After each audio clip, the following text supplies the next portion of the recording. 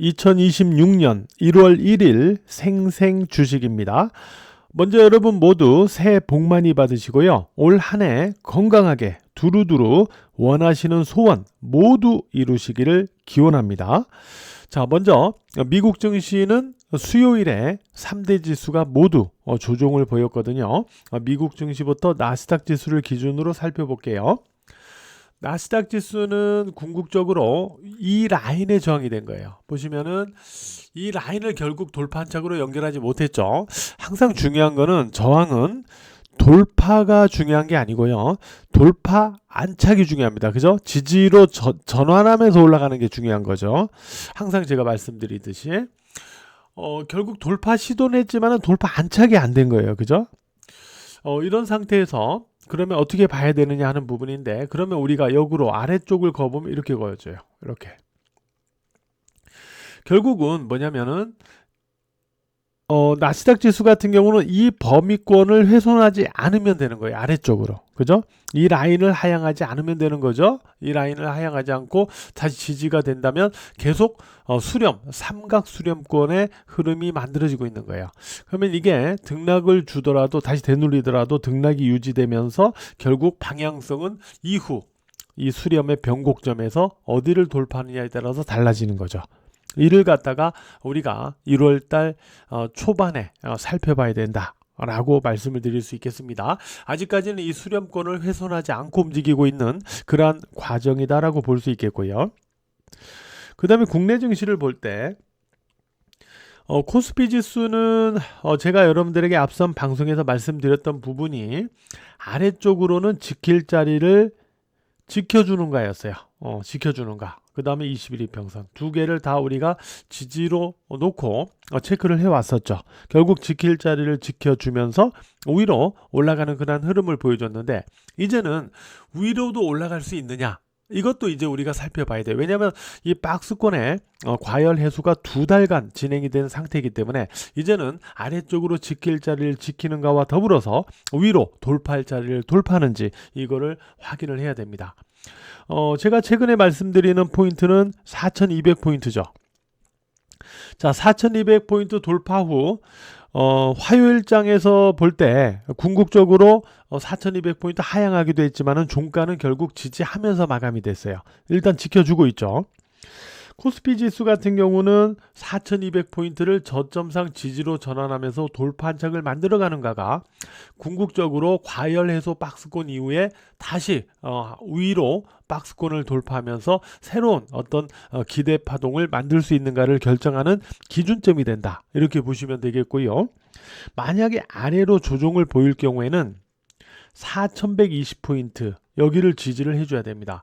만약에 4120포인트를 하향해 버리면 다시 박스권으로 해기가 돼 버리기 때문에 조정이 나올 경우에는 4120포인트는 지지해 주는 게 좋아요. 그 다음에 코스닥 지수는 궁극적으로 코스닥은요 올해 역사적 신고점을 경신할 것이다 라고 저는 예상을 하고 있거든요. 그러니까 지난해는 코스피가 역사적 신고점을 경신했고 올해는 코스닥이 역사적 신고점을 경신할 것이다 라고 저는 보고 있거든요. 어쨌든 그런 상태에서 현재 위치에서는 코스닥 지수 같은 경우는 922포인트에서 925포인트, 자, 여기를 지지축으로 유지하면은 일단 기대 패턴은 살아있어요. 제가 925포인트는 이미 주식자인과 멤버십 분들에게는 앞서서 말씀드렸던 그러한 기준점이죠. 여기를 화요일에 지키면서 일단 마감을 했는데 922에서 925 여기를 지지해야만 위로 올라갈 수 있는 어떤 기대 패턴이 살아있는 그런 모습이 된다라고 보시면 되겠고, 만약에 여기를 하향한다 그러면은 다시 혼조 공방 영역이 되는 거예요. 알았죠? 그리고 언제든지 제가 앞에서 말씀드렸던 933포인트를 돌파 안착은 그냥 돌파가 아니고 저점상 지지로 전환하면서 돌파해 주는 거죠.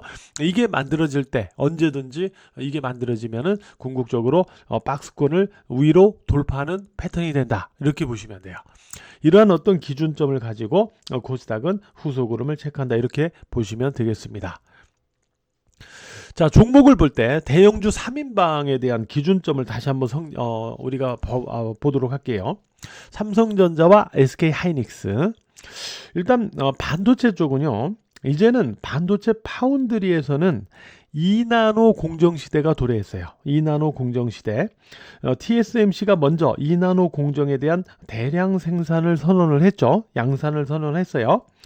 삼성도 2나노 양산에 지금 맞불을 놓고 있는 그런 과정인데 결국 파운드리에서는 2나노 공정시대가 도래했고, AI 반도체 쪽에서는 이제는 성능 강화 경쟁이 벌어지겠죠.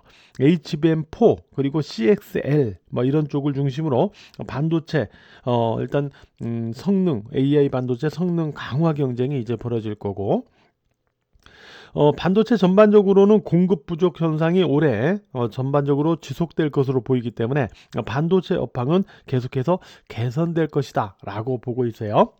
자, 삼성전자는 앞서서는 제가 102,000원을 기준점으로 제시를 했었죠. 102,000원.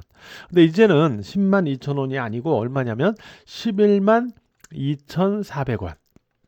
제가 기준적으로 말씀드리는 데는 아무렇게나 말씀드리는 게 아니에요. 회원분들은 다 알고 계시지만은 여러분들도 아실 거예요. 삼성전자가 102,000원 지지하면서 올라가는 걸 확인했을 거예요.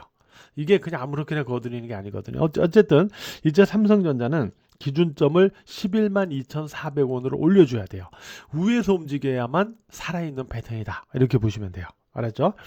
그리고 SK하이닉스 같은 경우는 제가 57만원 그리고 60만 7천원 이 두 개를 모두 돌파하면 패턴이 전환된다 라고 말씀드렸죠. 결국 이 두 가지를 모두 돌파한 그런 상태인데, 자, 이제는 어디를 체크하냐면은 일단 1차적으로는 62만 4천원, 자 2차가 이제 60만 7천원 이렇게 되는 거죠. 이 자리들을 지지해야만 패턴 전환이 유지되는 거예요. 이해되셨죠? 패턴 전환이 유지되는 겁니다. 이게 지지돼야만 조정 시에는. 그 다음에 현대차 같은 경우는 이번 CES 2026에서요 자동차가 아니라 로봇을 갖다가 전면에 내세웁니다.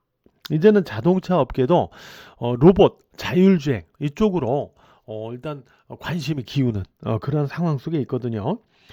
어쨌든 로봇과 자율주행, 그러니까 휴머노이드 로봇과 더불어서 지금 테슬라가 완전 자율주행 테스트를 거치고 있죠.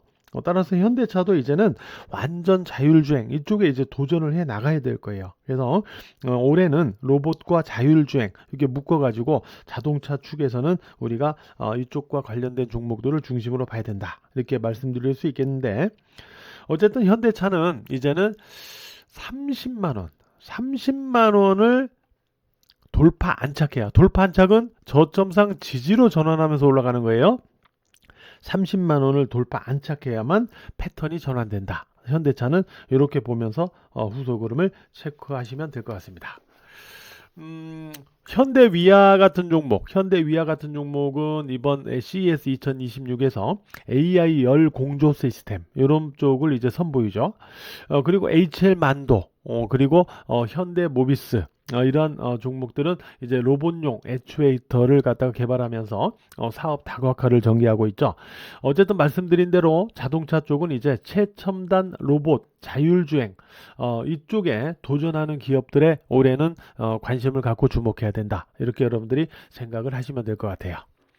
자, 이런 가운데 이제 CES 2026이 1월 6일에 개막이 됩니다. 로봇과 AI, 특히 피지컬 AI 쪽에서 이 제조와 물류, 가정용을 겨냥한 피지컬 AI 로봇 이런 쪽이 계속 개발이 되고 있죠.